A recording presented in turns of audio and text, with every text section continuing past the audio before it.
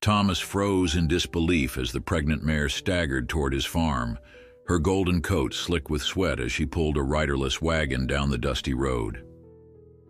When he opened the wagon cover to find a small child sleeping beside a wooden coffin, the truth of the mare's impossible journey shattered something inside him. Before we continue, don't forget to subscribe to the channel, like the video, and comment where in the world you're watching from. Let's go.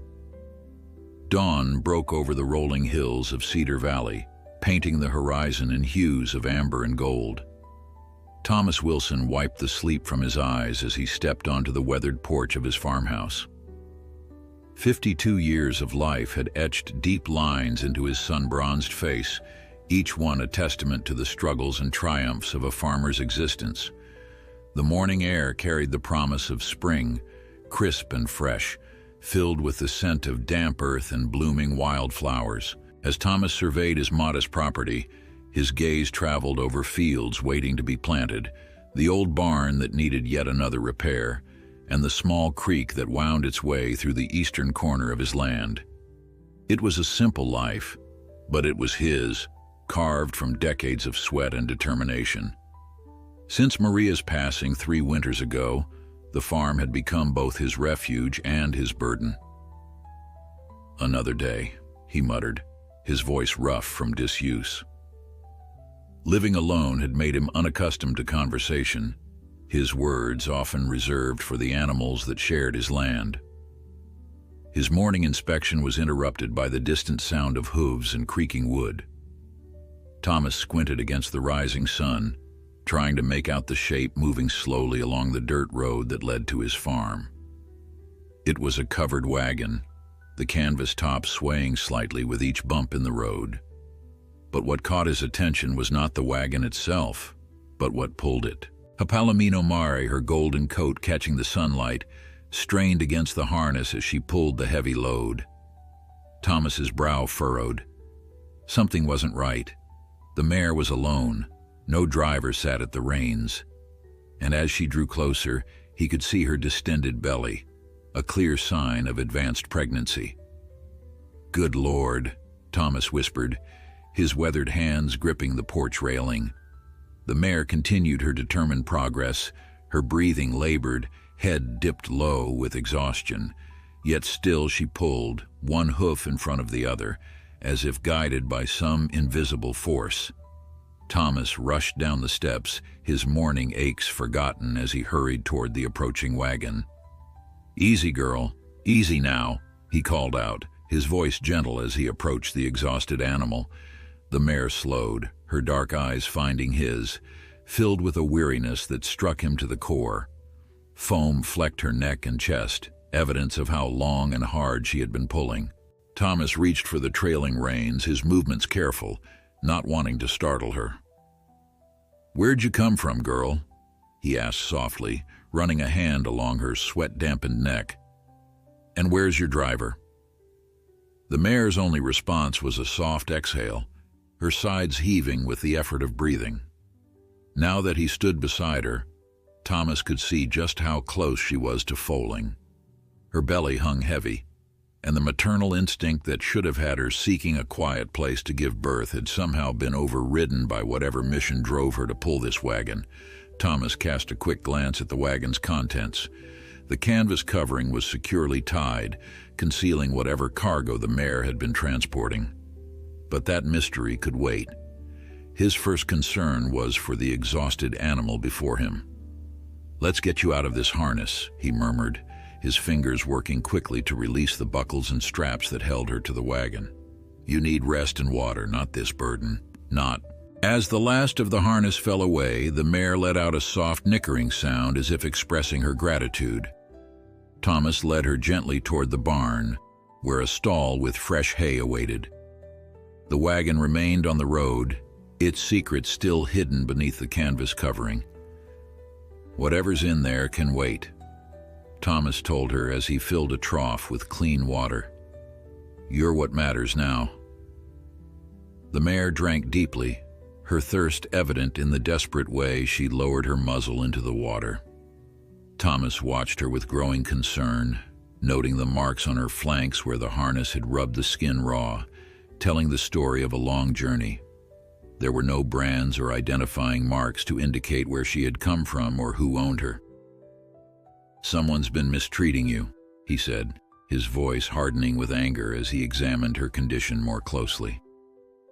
Despite her exhaustion, there was a dignified beauty about her.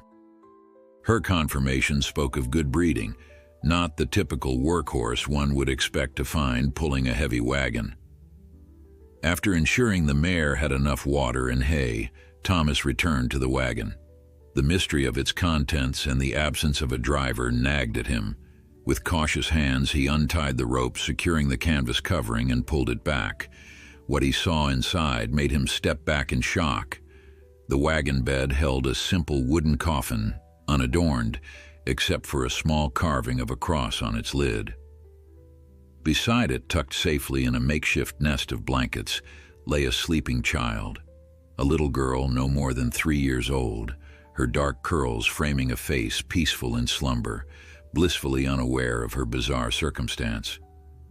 "Merciful heaven," Thomas breathed, his heart hammering in his chest.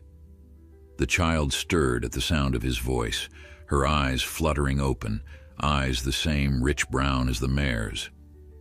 She looked at Thomas without fear, as if she had been expecting him. "Horse," she said simply, pointing toward the barn where the mare had been taken. Thomas nodded, too stunned to form a proper response. "Yes, the horse is resting now." The little girl sat up, clutching a worn rag doll to her chest. "Mama said Honey would find help." "Honey? Is that the mare's name?" The child nodded, her solemn eyes never leaving his face. "Mama said Honey would know where to go. Mama's sleeping." She pointed to the coffin with the innocent directness of a child too young to fully comprehend death. Thomas felt his throat constrict as the pieces began to fall into place. The mare, Honey, had been entrusted with a final mission, to deliver this child to safety after her mother's passing. Somehow, the intelligent animal had navigated miles of country roads, pulling her precious cargo, guided by instinct or something more profound that Thomas couldn't begin to understand. "What's your name, little one?" he asked gently. "Lily," she replied. "Mama said someone kind would help us." Thomas glanced toward the barn where the pregnant mare rested, then back at the orphaned child. The responsibility that had literally shown up on his doorstep was enormous. After years of living alone, set in his ways, the thought of caring for a young child was daunting, and yet there was something about the trust in Lily's eyes and the extraordinary devotion of the mare that had brought her here that tugged at his heart. "Well, Lily," he said, reaching out a weathered hand to help her down from the wagon, "your mama was right. You've found help." As Lily placed her small hand in his, Thomas made a silent promise. To the child, to her departed mother, and to the loyal mare who had sacrificed so much to fulfill her final duty, he would not turn them away. In the barn, Honey nickered softly, as if sensing that her mission was complete. She could finally rest, knowing that her precious cargo was safe. Thomas would later discover just how far the mare had traveled, just how impossible her journey had been, and just how much love had driven her forward when her body must have begged for rest. But for now, he led Lily into his home, a place that had been silent for too long. As they reached the porch, a butterfly fluttered past, catching the child's attention. Her delighted laugh, the first sound of childish joy his farm had heard in decades, drifted on the morning breeze, promising that life, even after great loss, finds a way to continue. Thomas cast one last look at the wagon with its somber cargo. There would be arrangements to make, authorities to notify. But in this moment, as the sun climbed higher in the spring sky, he understood with perfect clarity that his quiet, solitary life had irrevocably changed. And somehow, despite the weight of the responsibility before him, his heart felt lighter than it had in years. Meanwhile, in the cool darkness of the barn, Honey lowered herself carefully onto the fresh hay, her mission complete. Now she could focus on the new life growing within her, a life that would be born into safety thanks to her extraordinary journey. Thomas's farmhouse kitchen had not seen a child in many years. The last had been his nephew, now grown with children of his own, who visited occasionally during summers long past. Yet here sat Lily, her legs dangling from the chair that was much too big for her small frame, quietly watching as Thomas warmed some milk on the stove. "Do you like honey in your milk?" he asked, remembering his own daughter's preference from a lifetime ago.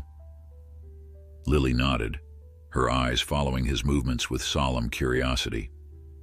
"Mama puts honey in my milk, says I'm sweet like honey."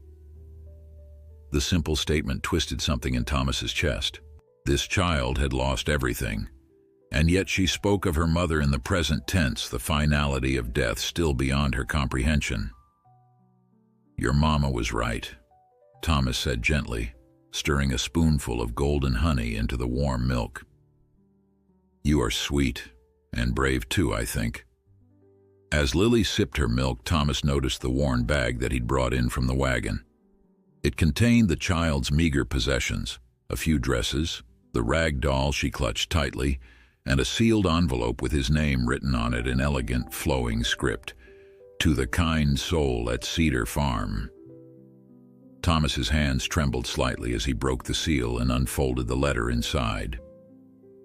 "To whoever finds us. If you are reading this, then Honey has fulfilled my final wish and brought my daughter to the place I remember from my childhood as a haven of kindness. My name is Rebecca Collins, and by now, I have passed from this world. The illness that has been consuming me has finally won its battle. Lily is all that remains of my family. Her father, Michael, died in a mining accident before she was born. We have no relatives who can take her in. In my desperation, I remembered the farm where my family sought shelter during a terrible storm many years ago. I was just a child then, but I never forgot the kindness shown to us by the farmer and his wife. I do not know if you are the same people, but Honey knows the way. She has always been special, more than just a horse. I believe she understands more than we give her credit for." I tied her to the wagon, placed my sleeping child inside, and with my last strength, pointed her toward the road and whispered the name of your farm. "Please, if you have any compassion, care for my Lily. She is gentle and loving, and deserves a chance at life that I can no longer provide. Honey, too, carries new life within her. The foal she bears is of fine bloodline and will be valuable. Consider it payment for your kindness, though I know nothing can truly compensate for what I ask. With eternal gratitude and hope, Rebecca Collins."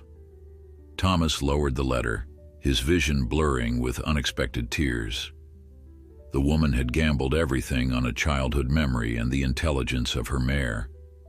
And somehow, against all odds, Honey had found her way here, to a farm that had indeed once been a haven for travelers when Maria was still alive and their door always open to those in need. "I knew your mama," he said softly to Lily, the realization dawning on him. "She was just a little girl, not much bigger than you, when her family stopped here during a terrible storm." Lily's eyes widened with interest. "Mama said the farm was safe." "She was right," Thomas assured her, reaching out to awkwardly pat her small hand. "You're safe here." The rest of the morning passed in a blur of activity. Thomas sent word to Sheriff Parker in town about the situation, and by noon arrangements had been made for Rebecca Collins to be properly laid to rest in the town cemetery. The sheriff had raised his eyebrows at the tale of the mare's journey, but didn't question it outright. "Animals can do remarkable things," he'd said, tipping his hat as he departed. "I've heard stranger stories in my time. As for the girl, there'll be paperwork, of course, but given the circumstances, she can stay with you until we sort things out." Throughout it all, Lily remained quiet but watchful, staying close to Thomas, as if she'd decided he was her protector now. When they returned from town, her first request was to see Honey. In the barn, the mare's condition had Thomas worried.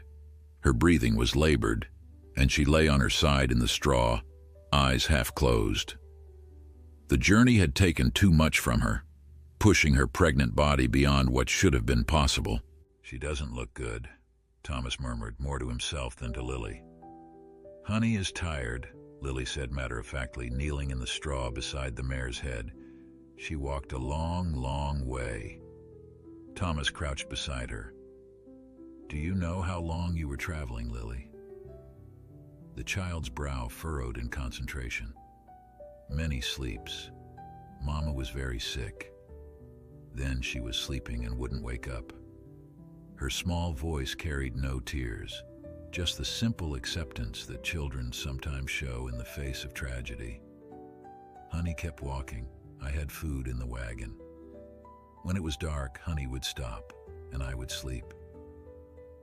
Thomas tried to imagine it, this massive responsibility placed on the mare's shoulders. Days of pulling the wagon with no guidance except some distant memory, stopping each night for the child to sleep, then continuing onward with unwavering determination. "She's a remarkable animal," Thomas said, gently stroking Honey's neck. The mare's eyes flickered toward him, showing a glimmer of recognition. "Honey is family," Lily stated simply. Then, with the sudden change of subject that only children can manage seamlessly, "I'm hungry." Despite his concern for the mare, Thomas couldn't help but smile. "Then let's get you something to eat. I'm not much of a cook, but I can manage something." As they headed back to the house, Thomas glanced over his shoulder at the barn. He would need to fetch Doc Morgan, who tended to the animals in the area. Honey's condition worried him deeply, and if she was to have any chance of delivering a healthy foal, she would need care that Thomas wasn't equipped to provide on his own. That evening, after tucking Lily into his daughter's old bed, untouched for decades but still made up with faded floral sheets, Thomas sat on his porch, watching the stars appear one by one in the darkening sky. The day's events seemed almost dreamlike in their improbability. A woman he'd met once, decades ago, had entrusted her most precious possession, her child, to a horse, on the slim hope that the animal would remember the way to a place of kindness from her childhood. And somehow, Honey had done exactly that, navigating miles of countryside, caring for the child as best she could, fulfilling her mission despite her advanced pregnancy and the physical toll of pulling a wagon alone.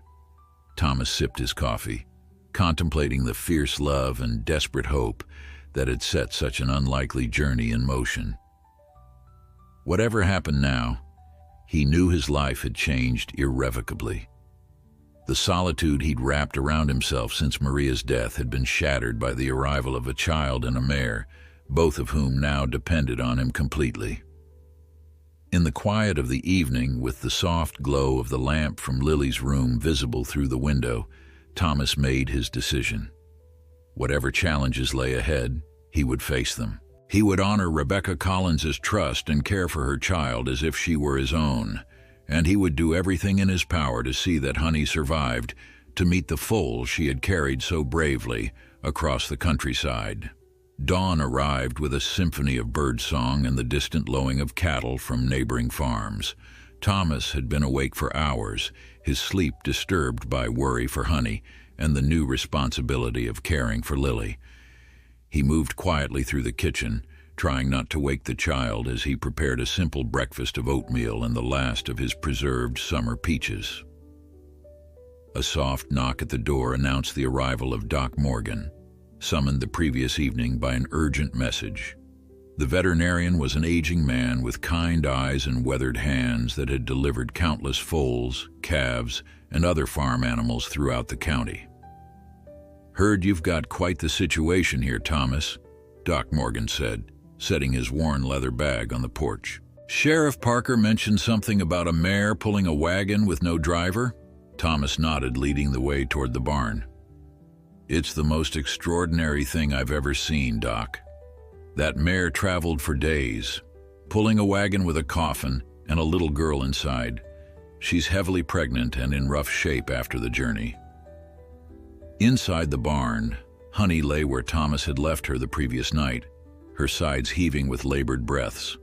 Her eyes, though dull with exhaustion, tracked their movement as they entered. Doc Morgan whistled softly as he knelt beside the mare.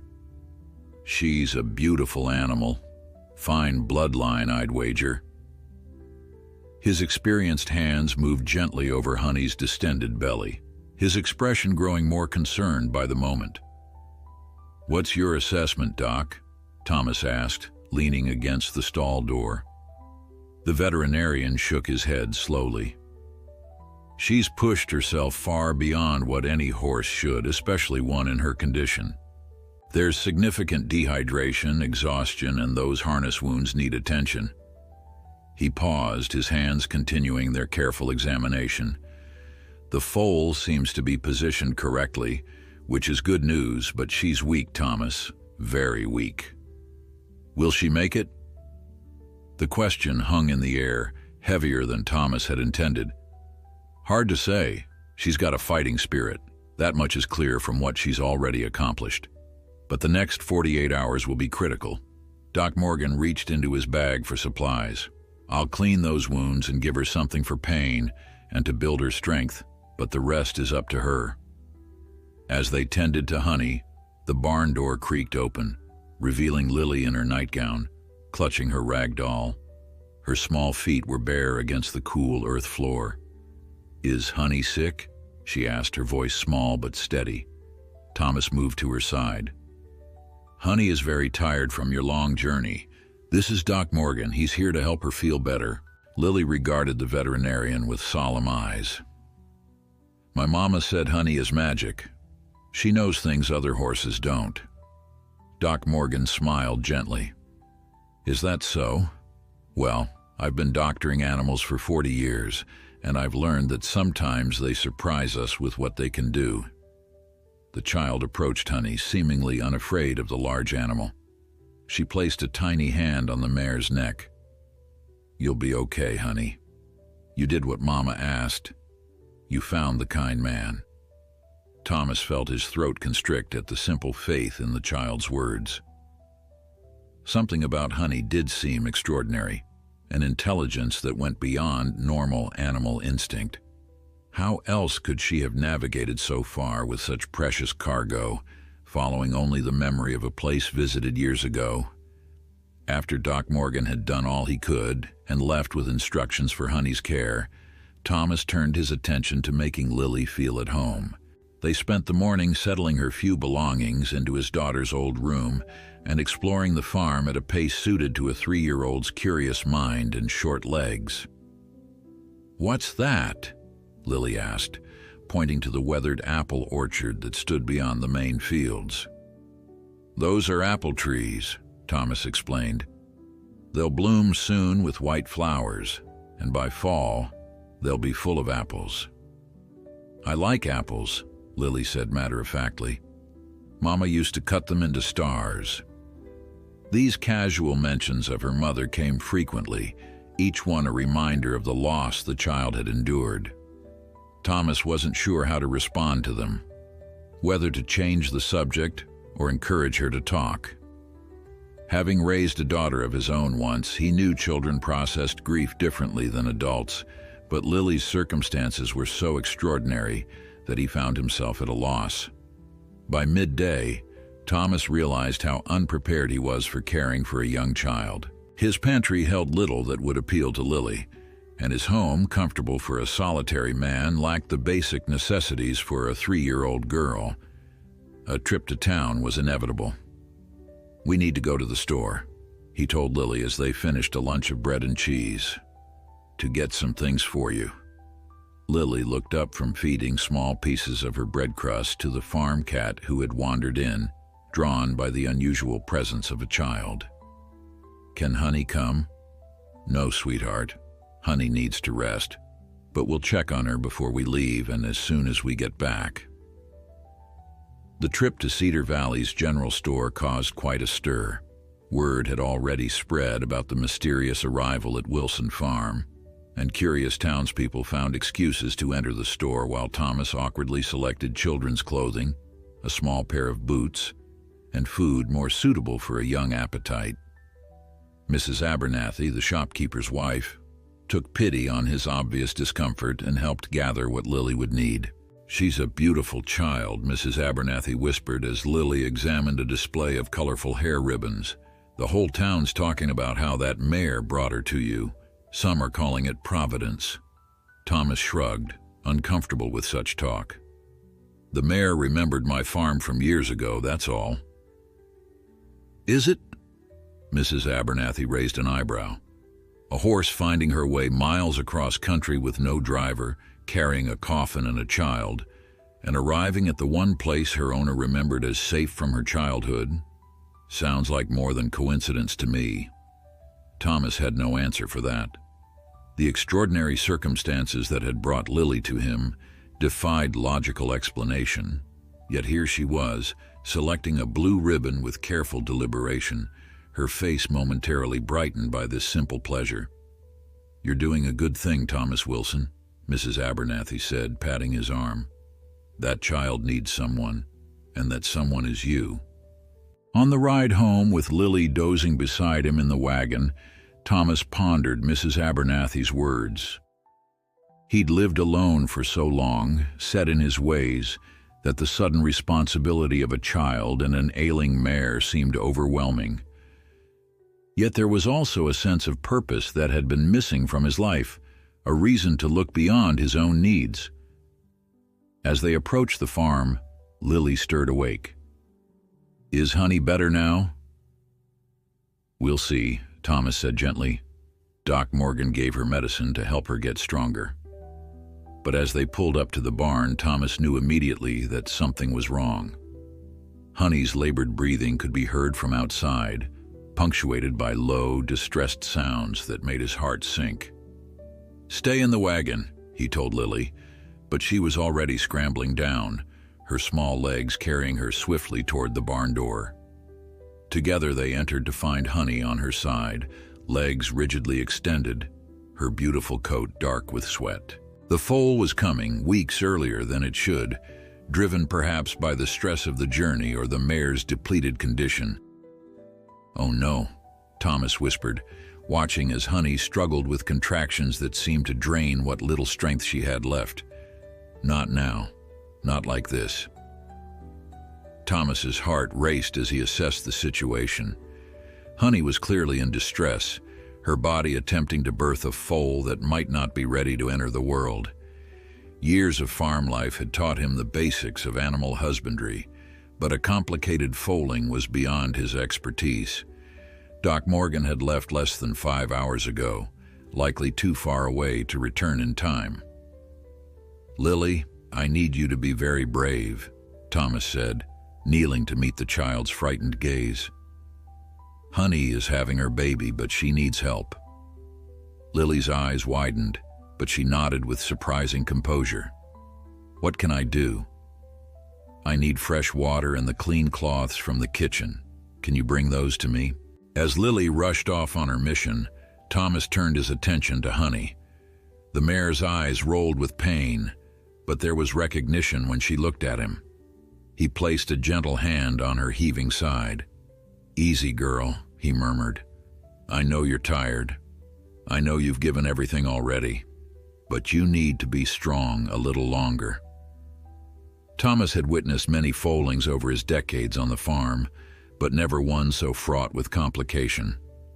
Honey's exhausted state and the premature labor created a dangerous situation for both mother and foal.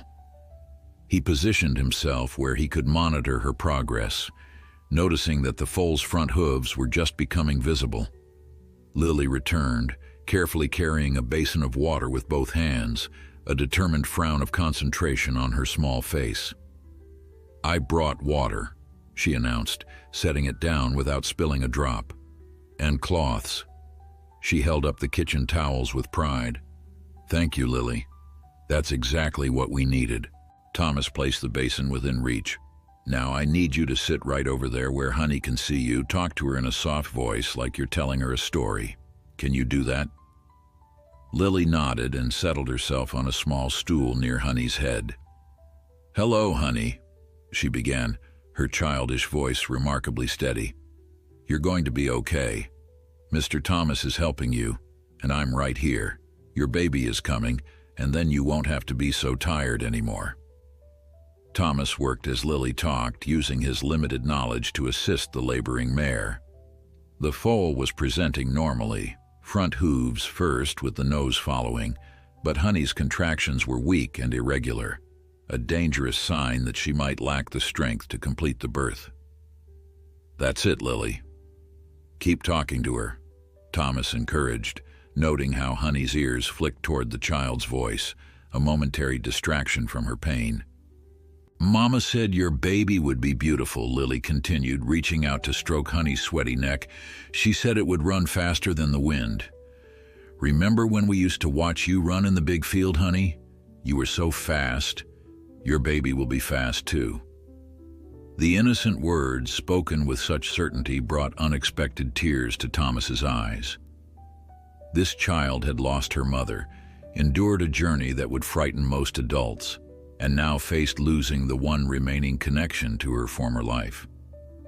Yet here she sat, offering comfort with the simple faith of childhood. Time seemed to stretch as Honey struggled. Thomas assisted where he could, applying gentle pressure during contractions, wiping away blood and fluids, all while whispering encouragement to the exhausted mare. Outside, the afternoon sun began its descent, casting long shadows through the barn door. Finally, after what seemed an eternity, the foal slipped free in a rush of fluid and movement. It lay motionless on the straw, abnormally small and still, a colt with a coat that promised to be as golden as his mother's. Thomas's heart sank as he quickly cleared the membrane from the foal's nostrils and mouth, rubbing its tiny chest to stimulate breathing. "Come on, little one," he urged, continuing his efforts as Lily watched with worried eyes. For a terrible moment, Thomas thought they had lost the foal. Then came a shuddering breath, followed by another. The colt's sides began to move with shallow respiration, his legs twitching weakly. "He's breathing," Thomas announced, relief evident in his voice. "He's very small and early, but he's fighting." Honey, hearing Thomas's words, raised her head with what seemed impossible effort, her eyes seeking her foal. With trembling movements, she attempted to turn toward him, maternal instinct driving her beyond her exhaustion. "Honey wants to see her baby," Lily observed, her face brightening. "She looks happy." Thomas carefully positioned the colt where Honey could reach him. The mare stretched her neck, touching her muzzle to the wet coat of her offspring, her breath warm against his still damp fur. The contact seemed to invigorate the tiny colt, who responded with more vigorous movements. "She's cleaning him," Lily explained to Thomas with the confidence of someone sharing important knowledge. "Mama said that's how horse mamas say hello to their babies." Thomas nodded, not trusting himself to speak as he witnessed the tender interaction. Despite her depleted state, Honey was fulfilling her maternal duties, licking the colt to dry him and stimulate his circulation. "What will his name be?" Lily asked, now sitting cross-legged in the straw, watching the scene with fascination. Thomas considered for a moment. "I think that's for you to decide, Lily. You and Honey brought him here together." The child's face grew serious with the responsibility. She studied the golden colt, who was now making feeble attempts to raise his head. "Promise," she said finally. "His name is Promise." "Promise," Thomas repeated. "That's a fine name. Why did you choose it?" "Because Mama promised Honey would find a safe place, and she did. And Honey promised to take care of me, and she did. And now Promise is here too." She explained this as if it were the most obvious thing in the world, her logic both childlike and profound. Thomas smiled, touched by her reasoning. "Promise it is, then." As the evening deepened, Thomas maintained his vigil in the barn. The colt was dangerously weak and would need constant monitoring through the night. Honey, too, remained in a precarious state, her tremendous effort having drained what little reserves she had left. Lily refused to leave, insisting that Honey needed her nearby. Thomas relented, making a small bed of blankets for her in the clean straw of the adjacent stall. The child fell asleep quickly, the day's excitement finally catching up with her. In the quiet of the barn, lit only by a single lantern, Thomas contemplated the unlikely family that had formed in just 2 days. A widowed farmer, an orphaned child, an exhausted mare, and a premature foal fighting for life. Each of them broken in their own way, yet somehow fitting together in the spaces of their shared loss and hope. Honey's eyes found his in the dim light, and Thomas was struck by the intelligence and trust he saw there. This extraordinary animal had completed her mission against impossible odds, delivering her precious cargo to safety before bringing new life into the world. "You've done your part," he told her softly, stroking her neck. "Now rest. Let us help carry the burden for a while." As if understanding, Honey sighed deeply, her eyes drifting closed as exhaustion claimed her. Beside her, Promise twitched in his sleep, his small body nestled against his mother's warmth, and nearby, Lily's gentle breathing joined the rhythm of the barn's nighttime symphony. Thomas settled back against the wall, prepared for the long night ahead. Whatever happened now, they would face it together. Morning arrived with the gentle persistence of spring, golden light filtering through the barn's dusty windows and casting long beams across the hay-strewn floor. Thomas awoke with a start, his back stiff from sleeping upright against the stall wall. For a moment he was disoriented, then the events of the previous day rushed back. The difficult foaling, the struggle to keep Promise alive, the long hours of uncertainty. He looked immediately to where Honey lay, his heart clenching with fear of what the morning might reveal. To his immense relief, both mare and foal were still breathing. Honey's sides rose and fell with a rhythm more even than the previous night, while Promise remained curled against her, his tiny body moving with each shallow breath. "You made it through the night," Thomas whispered, his voice rough with emotion and fatigue. A small movement caught his attention. Lily had awakened and was watching him with solemn eyes from her nest of blankets. For a moment, they simply looked at each other, sharing the quiet understanding that they had witnessed something profound. "Is Promise okay?" Lily asked finally, her voice small in the morning stillness. "He's still with us," Thomas answered carefully, unwilling to make promises he couldn't keep. "And Honey seems a little stronger." As if responding to her name, Honey raised her head slightly, her dark eyes focusing on Thomas with what seemed like recognition. The effort appeared to tax her, but the very fact that she could move at all filled Thomas with cautious hope. "She needs breakfast," Lily announced, climbing from her makeshift bed with the decisive energy of a child. "And Promise needs milk." Thomas smiled despite his exhaustion. "You're right on both counts. Let's see what we can do about that." The next hours passed in a flurry of activity as Thomas worked to give Honey and her foal their best chance at survival. He prepared a warm mash of oats, bran, and a little molasses for the mare, positioned so she could eat without having to stand. The fact that she showed interest in food was an encouraging sign, though she ate slowly, with none of the enthusiasm of a healthy horse. Promise presented a more difficult challenge. The colt was too weak to stand, which meant he couldn't nurse naturally. Thomas had raised orphaned foals before, but the tiny size and fragility of Promise made the task particularly delicate. "Can I help?" Lily asked, watching as Thomas prepared to try getting milk from Honey to feed to Promise. "Yes, you can," Thomas replied, grateful for her willingness. "You can talk to Honey while I milk her. She seems to like your voice." Lily needed no further encouragement.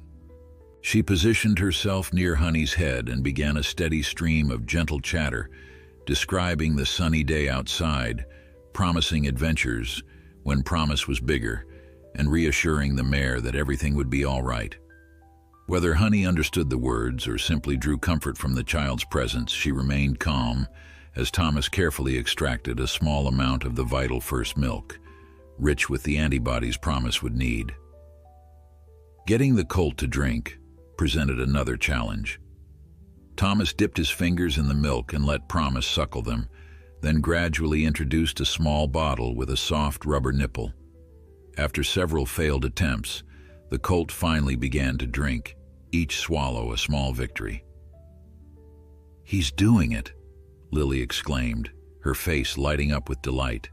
"Yes, he is," Thomas agreed, allowing himself a moment of optimism. "He's got a fighting spirit, just like his mother." By mid-morning, Doc Morgan arrived, having been summoned by a neighbor Thomas had sent to fetch him at first light. The veterinarian's expression was grave as he examined Honey and her foal, his experienced hands moving with gentle efficiency. "I won't lie to you, Thomas," he said finally, straightening up with a sigh. "It's touch and go for both of them. The colt is significantly premature, and Honey is showing signs of a post-foaling infection. The journey she made in her condition," he shook his head in disbelief. "It's a miracle she made it this far." "But they could survive?" Thomas pressed, aware of Lily listening intently nearby. Doc Morgan glanced at the child, then back at Thomas. "With round-the-clock care, proper medication, and a good deal of luck, yes, it's possible. I'll leave you medicines for both of them, but someone needs to be with them constantly for the next few days." "We'll do it," Lily declared before Thomas could respond. "Me and Mr. Thomas will take care of them." The veterinarian smiled at her determination. "I believe you will, young lady." After Doc Morgan had gone, leaving behind detailed instructions and medicines, Thomas faced the practical challenges of their situation. The farm work couldn't wait indefinitely, yet Honey and Promise needed constant attention. And there was Lily to consider as well, a child too young to be left alone, especially after all she had endured. The solution came unexpectedly in the form of Martha Jenkins, the widow who lived on the neighboring farm. She appeared at the barn door shortly after noon, carrying a basket covered with a checkered cloth. "Thought you might need some dinner," she said without preamble. "Word's gotten around about your situation." Thomas accepted the basket gratefully, the aroma of fresh bread and chicken stew reminding him that neither he nor Lily had eaten a proper meal since the previous day. "Thank you, Martha, that's very kind."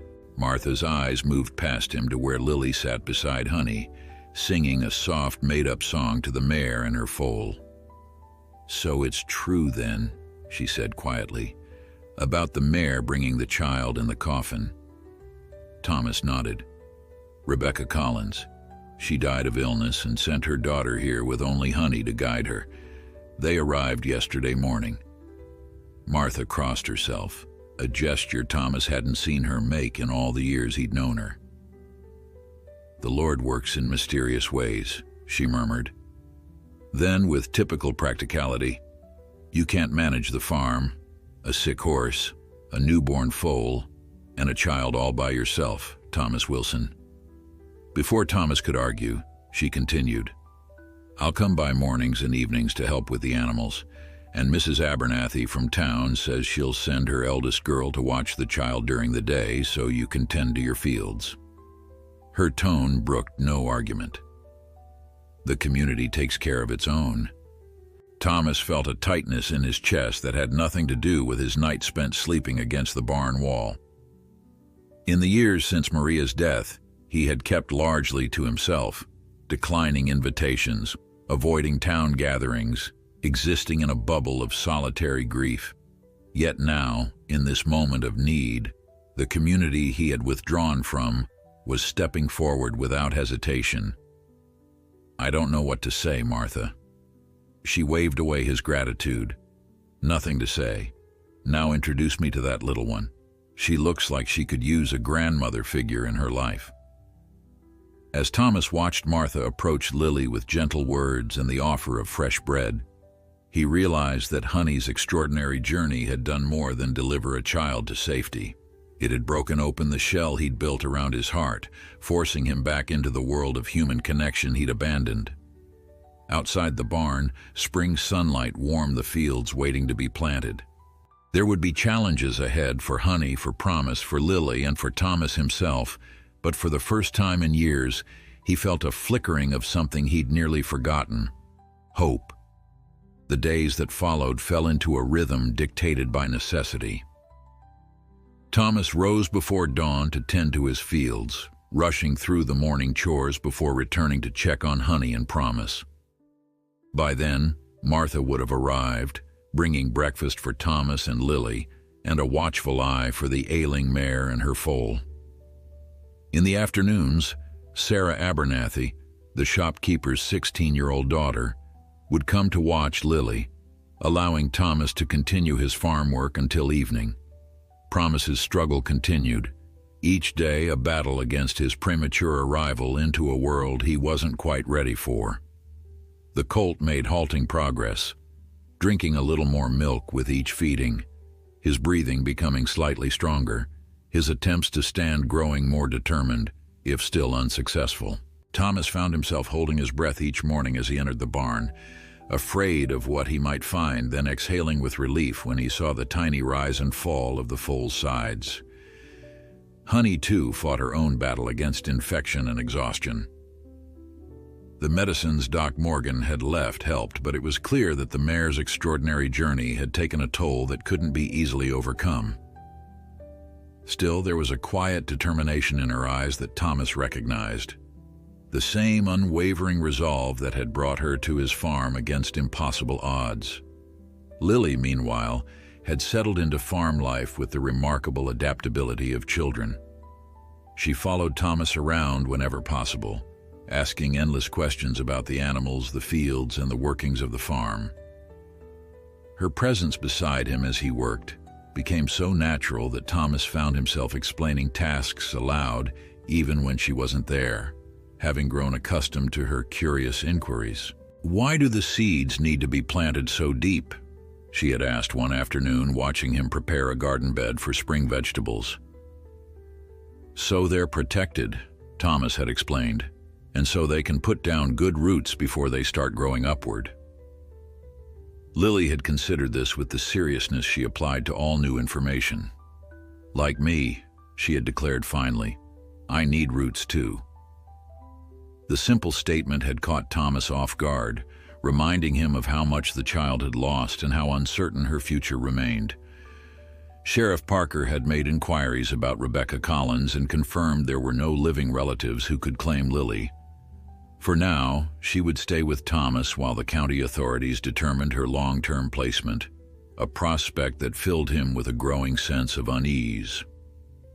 On the 7th day after Honey's arrival, as a gentle rain pattered against the farmhouse windows, Thomas sat at the kitchen table, reviewing the farm accounts. Spring planting required capital he wasn't sure he had, especially with the added expenses of caring for a child and 2 ailing horses. The columns of figures refused to balance, no matter how many times he adjusted his calculations. "Are you sad?" Lily's voice startled him. She stood in the doorway in the nightgown Martha had sewn for her, her dark curls tousled from sleep. Thomas set down his pencil. "Not sad, just thinking about grown-up things." Lily crossed the room and climbed onto the chair beside him, her bare feet swinging above the floor. "Is it about money?" Mama was always worried about money. The astute observation from such a young child caught Thomas by surprise. "Yes, partly about money," he admitted, seeing no reason to shield her from the truth. "Running a farm takes a lot of it." Lily nodded sagely. "Mama said we didn't have enough money for doctors. That's why she got sicker." She stated this without self-pity, simply as a fact of her short life's experience. "But you have enough money for Honey's medicine, right?" Thomas felt his chest tighten at the innocent question that cut straight to his deepest concern. The truth was, Doc Morgan's treatments weren't cheap, and if Honey or Promise needed more specialized care, he wasn't sure how he would manage it. "We're doing okay," he said finally, unwilling to burden the child with adult worries. "And Honey and Promise are fighters."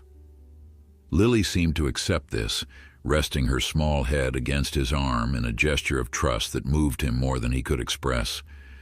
They sat in comfortable silence for a moment, the rain creating a soothing backdrop to their shared contemplation. "Mr. Thomas," Lily said finally, her voice small but clear, "can I stay here forever?"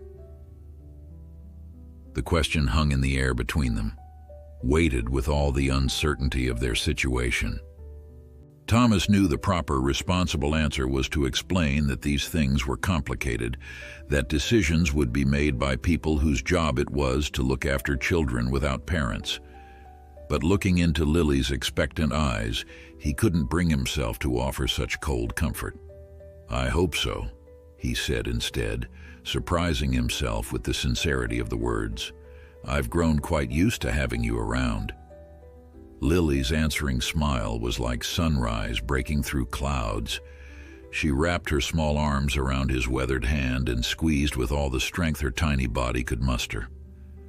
"I hope so too," she whispered. The following morning broke clear and bright, the rain having washed the world clean overnight.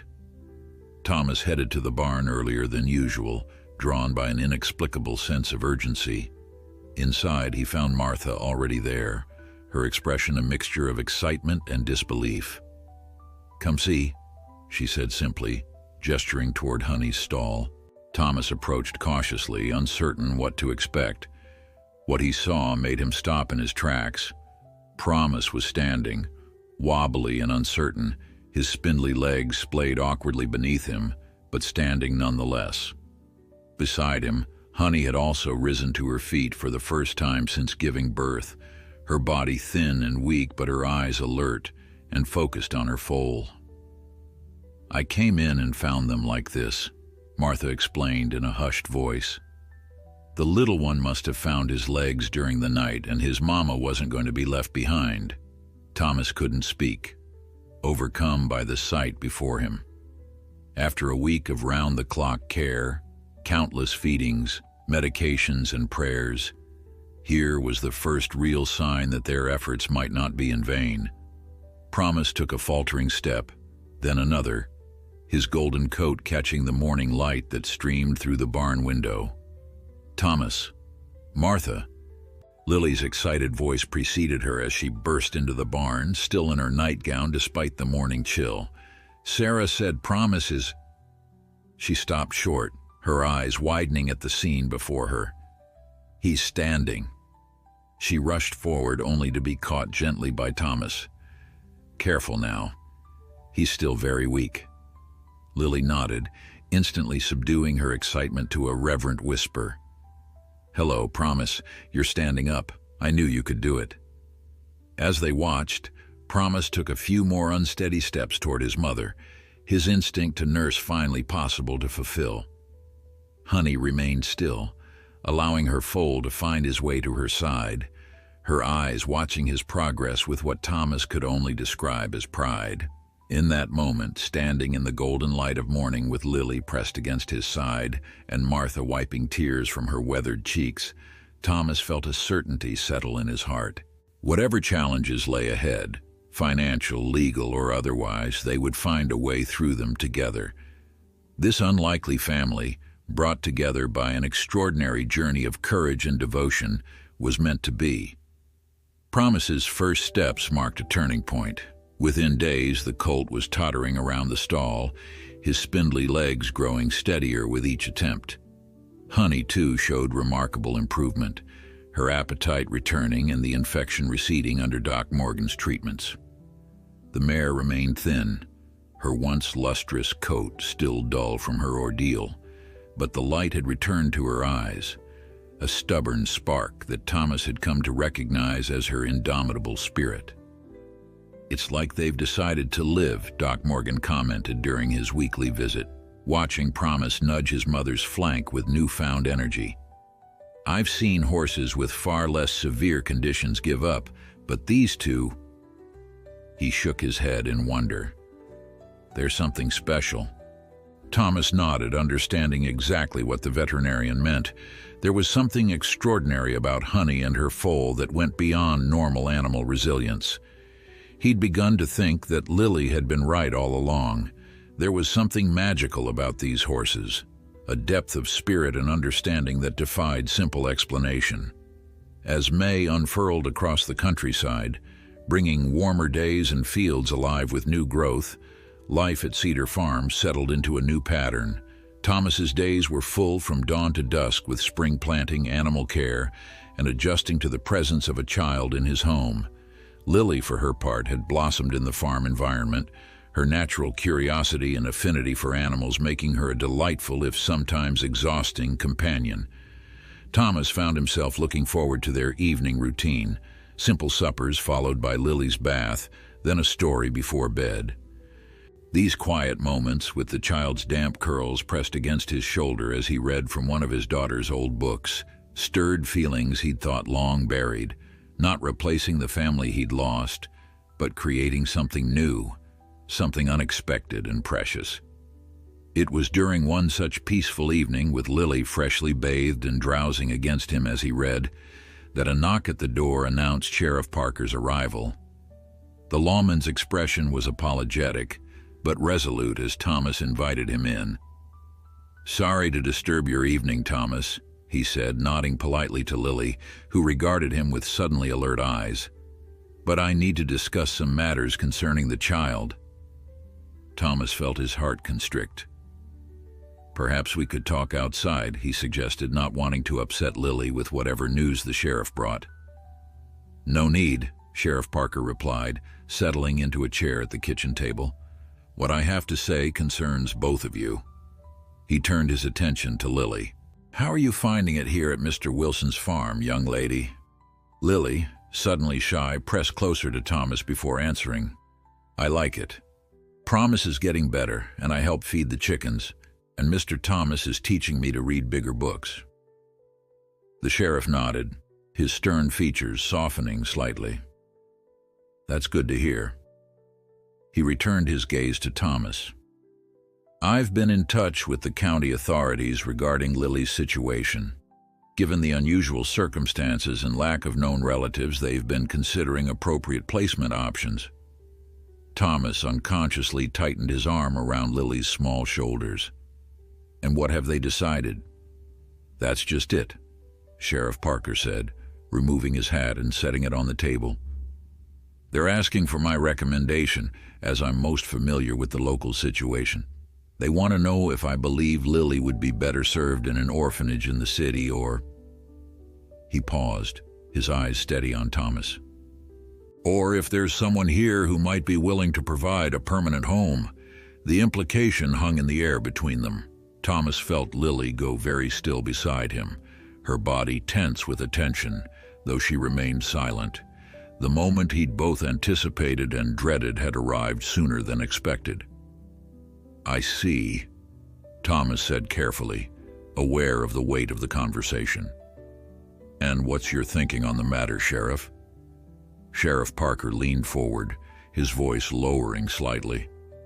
"Between us, Thomas, those city orphanages aren't places I'd want to send a child unless there was no alternative. They're overcrowded, understaffed, and, well, they're not homes." He paused, choosing his words with evident care. "The question is whether you're in a position to offer something better."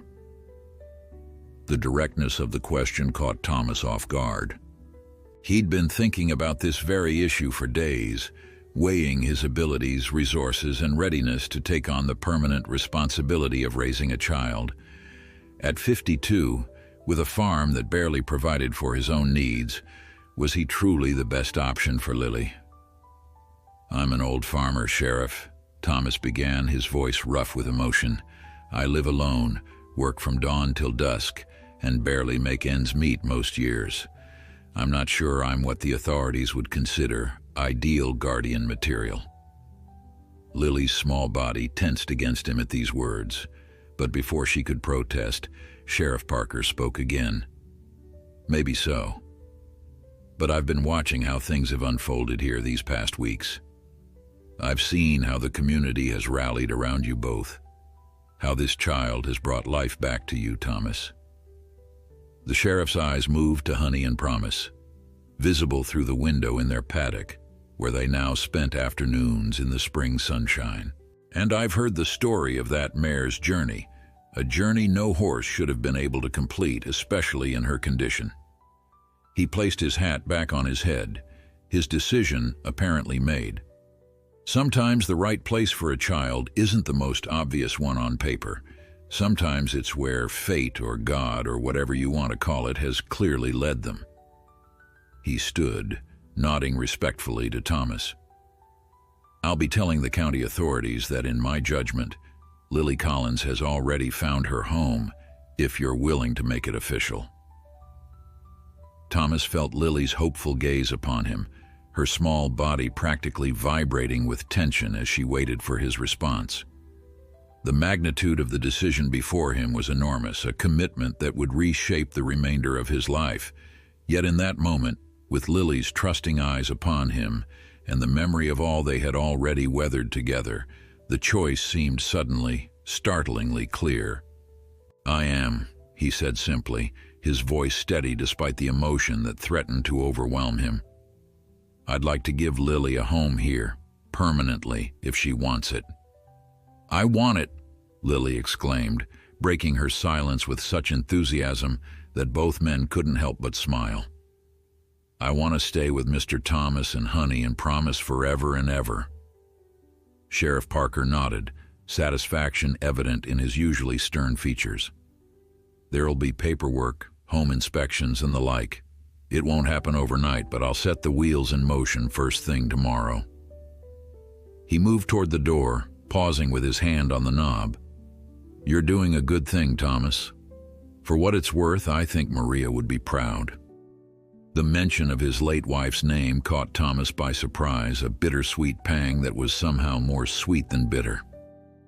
After the sheriff departed, Thomas and Lily sat in silence for a long moment, the magnitude of what had just transpired settling over them like a warm blanket.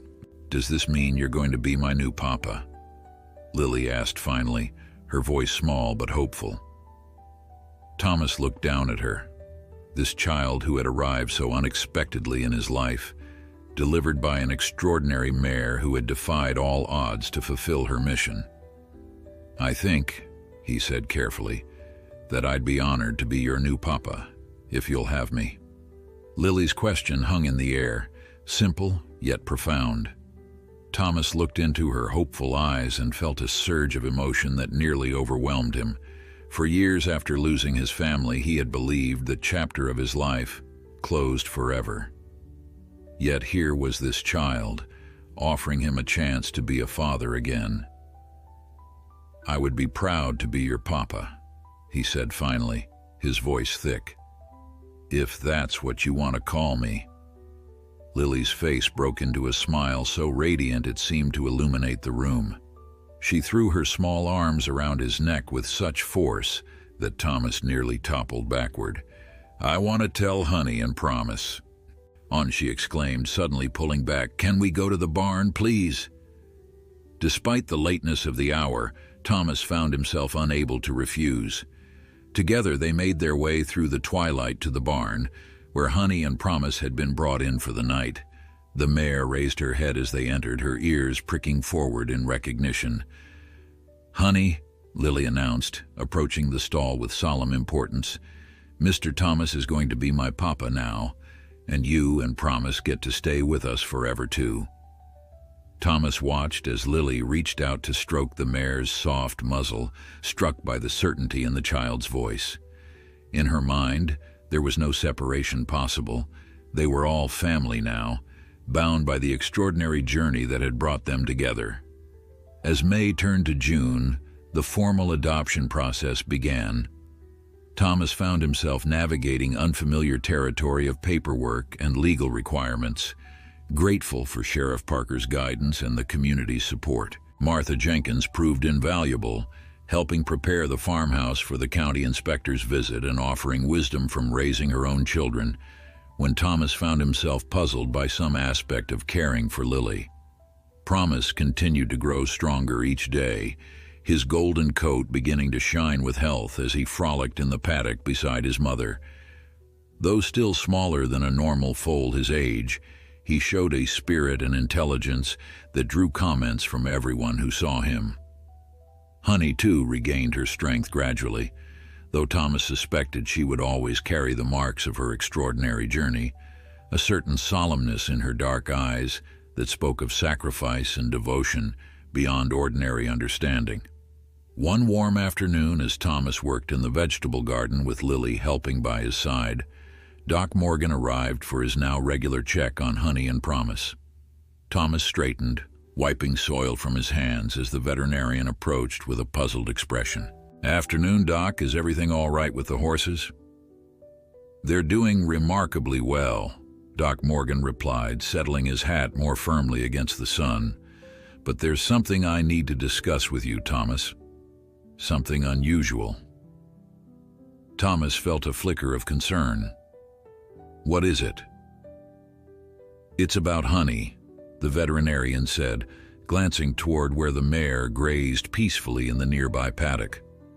"I've been reviewing my notes on her condition when she first arrived, and I noticed something that didn't register at the time, given the emergency with the foaling." He pulled a small notebook from his pocket, flipping through the pages. "According to my examination, Honey would have been pregnant for about 11 months when she arrived here." Thomas nodded, unsure where this was leading. "That's normal for a horse, isn't it?" "Yes, but here's what's troubling me. According to what Lily has told us, her mother was ill for some time before passing. Then Honey traveled for several days with Lily in the coffin before reaching your farm." Doc Morgan looked up from his notes, his expression troubled. "If we work backward, that means Rebecca Collins would have already been seriously ill when Honey was bred." The implication slowly dawned on Thomas.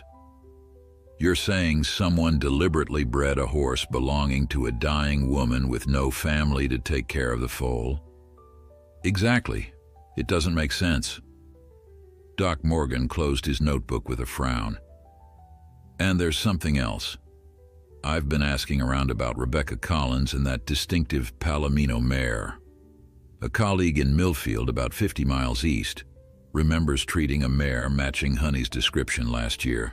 She belonged to a wealthy horse breeder named James Harrington." Thomas felt a chill despite the warm afternoon sun. "Are you suggesting Honey might have been stolen?" "I'm not sure what I'm suggesting," Doc Morgan admitted, "but the timing is peculiar. And Harrington has a reputation for being difficult when it comes to his prize stock. If he bred one of his valuable mares, then lost track of her." He let the thought hang unfinished. Lily, who had been digging in the soil nearby, looked up with sudden interest. "Honey belonged to Mama," she stated firmly. "The mean man didn't want her anymore because she got hurt." Both men turned to the child in surprise. "What mean man, Lily?" Thomas asked gently. "The one with the big mustache who yelled a lot." Lily's small face screwed up at the memory. "He said Honey was worthless because she fell in a race and hurt her leg. Mama was cleaning his house and she said she would take Honey instead of money. The man laughed and said Mama was stupid." Thomas and Doc Morgan exchanged troubled glances.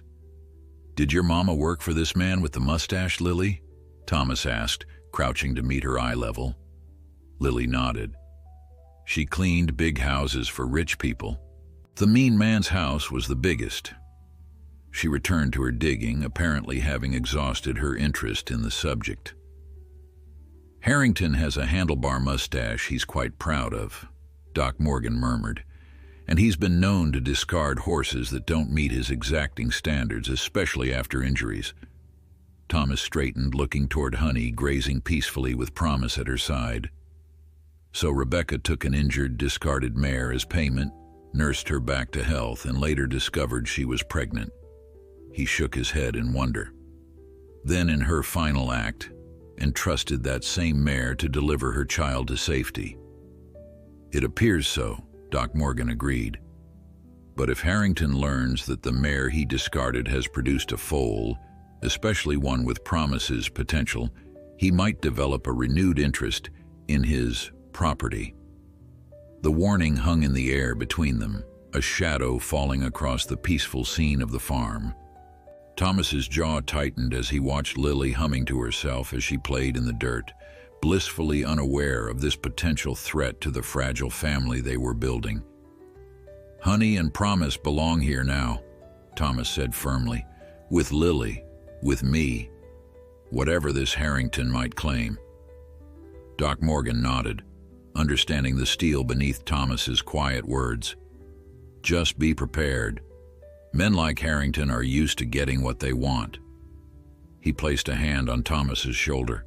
"But then again, so are men like you when it truly matters." Summer arrived in full splendor, turning Cedar Valley into a tapestry of vibrant greens and golden fields swaying in the warm breeze. Promise had grown remarkably, his once frail body now sturdy and strong as he galloped across the paddock, his golden coat gleaming in the sunlight. Though still smaller than other foals his age, he made up for it with a spirit and intelligence that continued to amaze Thomas. The threat posed by James Harrington remained a shadow at the edges of Thomas's mind, though as weeks passed with no sign of the wealthy breeder, he allowed himself to hope that perhaps the man had truly forgotten about the injured mare he'd so callously discarded. Still, Thomas took precautions. He moved Honey and Promise to the rear paddock, less visible from the road, and asked neighboring farmers to alert him if any strangers came asking about a Palomino mare. Meanwhile, the adoption process for Lily proceeded steadily. The county inspector had visited twice, each time departing with increasingly positive reports about the child's welfare. Martha Jenkins had become a regular presence at the farm, stepping into the role of surrogate grandmother with natural ease. Under her guidance, Thomas had transformed his daughter's old bedroom into a proper space for Lily, with fresh curtains, a colorful quilt, and shelves for the growing collection of toys and books that the community had generously provided. Lily herself bloomed like the summer wildflowers that dotted the meadows. Her nightmares, frequent in those first weeks after her arrival, had all but disappeared. Her days were filled with the simple joys of farm life, collecting eggs, helping Thomas in the garden, and spending hours with Honey and Promise. She spoke of her mother often, keeping Rebecca's memory alive through stories and reminiscences that grew more coherent as she adjusted to her new life. "Mama would love the flowers here," she told Thomas one afternoon as they worked in the vegetable garden. "She always tried to grow things in pots on our window, but they didn't get enough sun." Thomas nodded, imagining the woman who had entrusted her child to a mare's care, her desperation, her hope, her final act of faith. "I think she'd be happy to see you here, with plenty of sunshine and space to grow things." Lily considered this, her small face serious as she patted soil around a tomato plant. "I think she sent me here on purpose."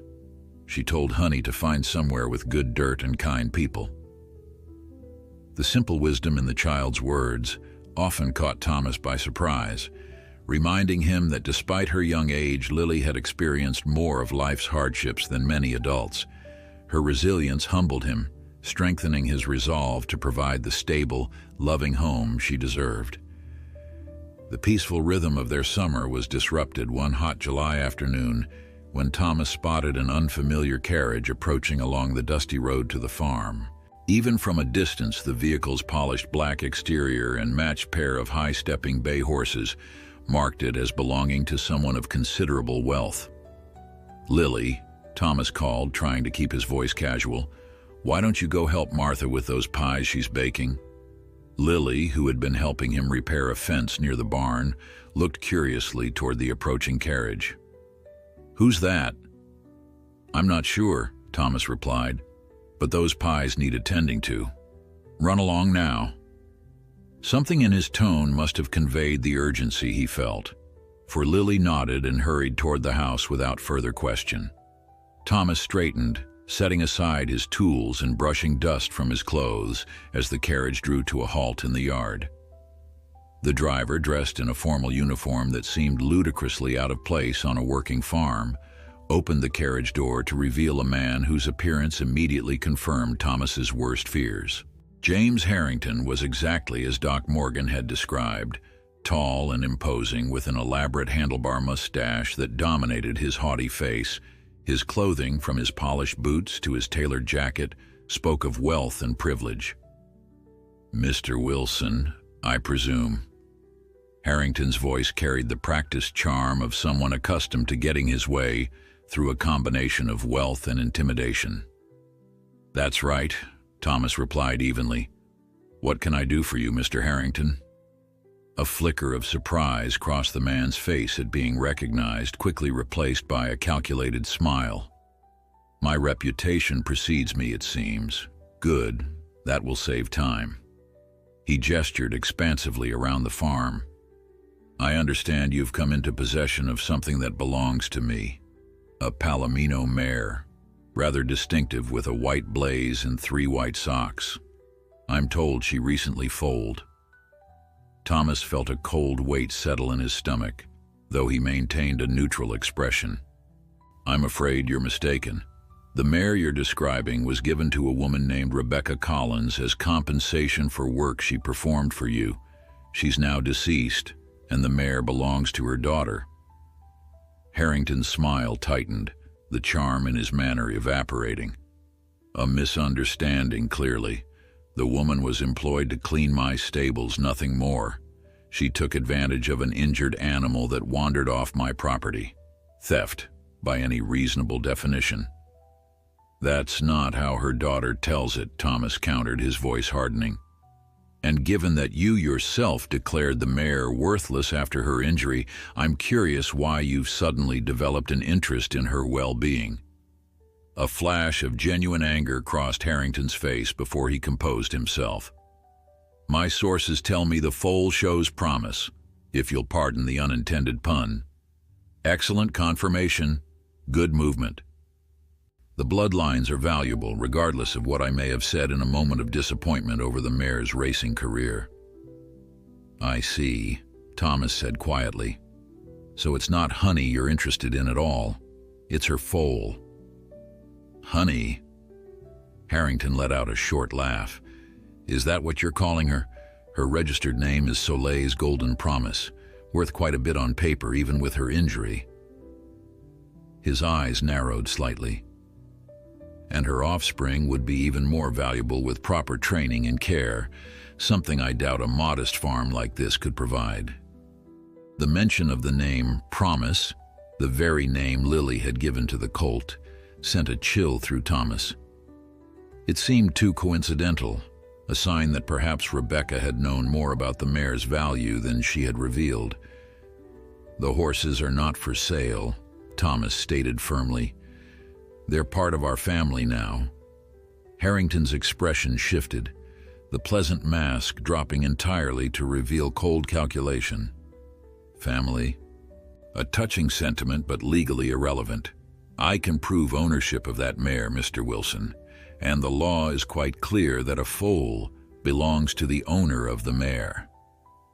The law also recognizes abandoned property," Thomas countered, grateful for the legal knowledge Sheriff Parker had shared in anticipation of this very confrontation.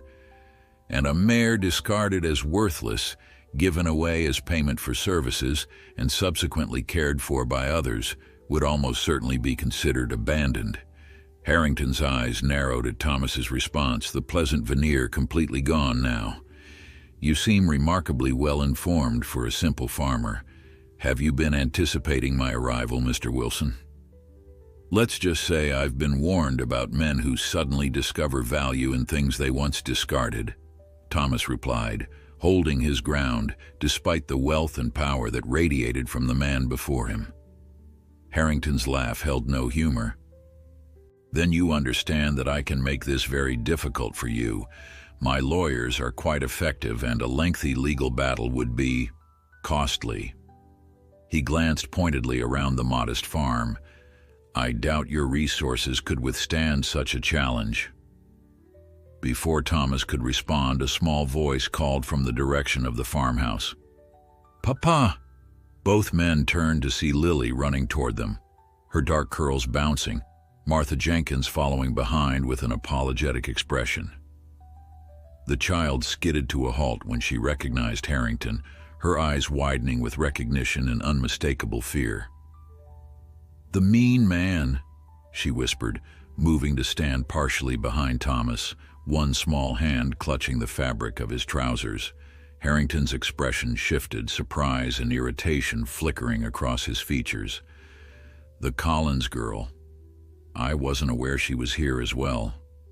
His eyes narrowed as he studied her. "So this is where Rebecca sent you." Thomas placed a protective hand on Lily's shoulder. "As you can see, Mr. Harrington, there's more at stake here than ownership of a horse and foal. Lily has lost her mother. Honey and Promise are her last connection to her past life." Harrington seemed momentarily taken aback, glancing between Lily and Thomas. "The girl called you Papa. Are you claiming to have adopted her?" "The process is nearly complete," Thomas confirmed. "Sheriff Parker and the county authorities support it." A calculating look crossed Harrington's face. "How convenient. The mare, the foal, and the child. A ready-made family for a lonely widower." His tone made the words an accusation rather than an observation. Thomas felt anger rise within him, but kept it carefully controlled. There was nothing convenient about a dying woman placing her only child in a wagon with a coffin, trusting a pregnant mare to find her way to safety. Nothing convenient about a horse struggling for miles to complete an impossible journey. Nothing convenient about a premature foal fighting for life. As Thomas spoke, the barn door opened, and Honey emerged, drawn perhaps by the sound of Lily's voice. Promise followed close behind, his golden coat catching the afternoon sunlight. The mare moved with the deliberate pace that had characterized her since her extraordinary journey, her dark eyes alert as she surveyed the scene before her. Harrington's attention immediately shifted to the horses. "Remarkable," he murmured, professional assessment momentarily overriding his confrontational demeanor. "The colt is smaller than I expected, but his conformation is exceptional." "His name is Promise," Lily said firmly, her fear seemingly diminished by the presence of the horses she loved. "And he's mine. Mama said so."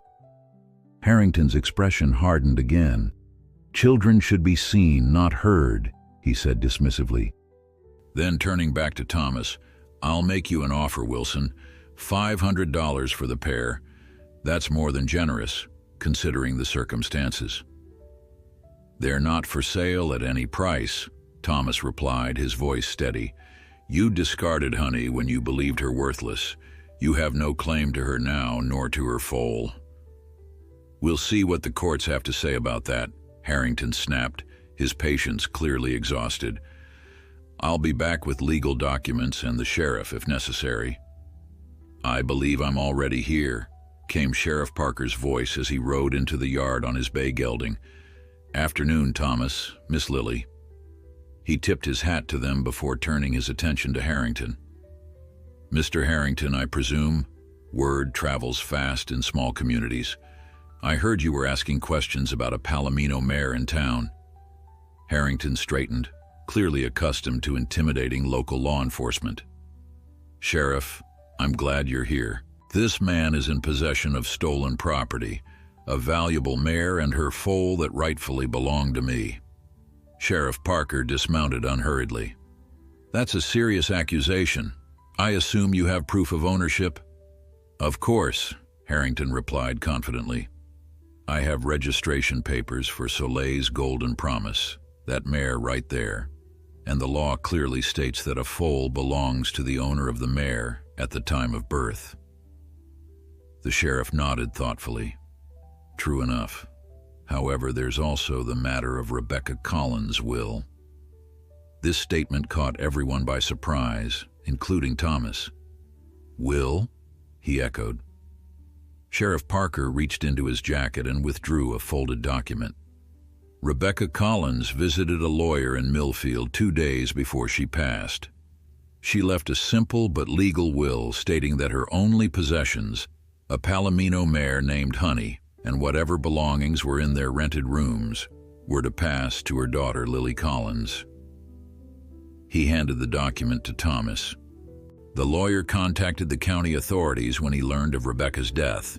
They forwarded it to me since it concerns residents of my jurisdiction. Thomas unfolded the paper with trembling hands, reading the clearly stated bequest. Beside him, Harrington's face had flushed with anger. "This is preposterous," the wealthy breeder sputtered. "The mare was never legally hers to bequeath." According to 2 witnesses who signed this will, Sheriff Parker countered calmly. "Rebecca Collins stated that the mare was given to her by you, Mr. Harrington, as payment for work performed. If you wish to dispute that in court, you're welcome to do so. But I should warn you. One of the witnesses was your former stable manager, who seems quite clear on the details of the arrangement." Harrington's expression shifted rapidly from anger to calculation. A public legal battle could prove embarrassing, especially if it revealed that he had discarded an injured animal that later produced a valuable foal. Such a story would not play well among his peers in the breeding community. "This is hardly worth my time," he said finally, his tone dismissive, though his eyes betrayed his frustration. "Keep the mare if it means so much to you. She's lame anyway, her racing career over." He turned toward his carriage, then paused to add with poorly concealed spite, "The foal would never achieve his potential here regardless. Without proper training and connections, he'll be nothing but a common farm horse." They watched in silence as Harrington's driver helped him into the carriage. As the vehicle pulled away in a cloud of dust, Lily's small hand slipped into Thomas's. "Promise doesn't need to be a racing horse," she said with the simple wisdom of childhood. "He just needs to be happy." Thomas squeezed her hand gently. "You're absolutely right, Lily." Sheriff Parker folded the will and returned it to Thomas. "Keep this safe. It should prevent any further trouble from Harrington." His eyes moved to where Honey stood watching them, Promise at her side. Extraordinary animal. To think of the journey she made in her condition.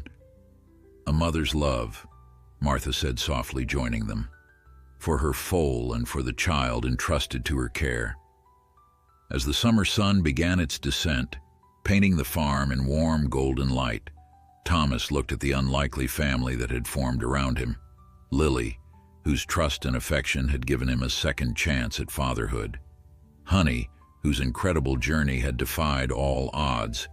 And Promise, whose very existence was a testament to resilience and hope. The wagon that had carried Lily in her mother's coffin still stood in the barn, a reminder of how their stories had intersected. Thomas had planned to use the seasoned wood for repairs, but now he thought perhaps it should remain intact, a monument to an extraordinary journey of courage and devotion that had brought healing to them all.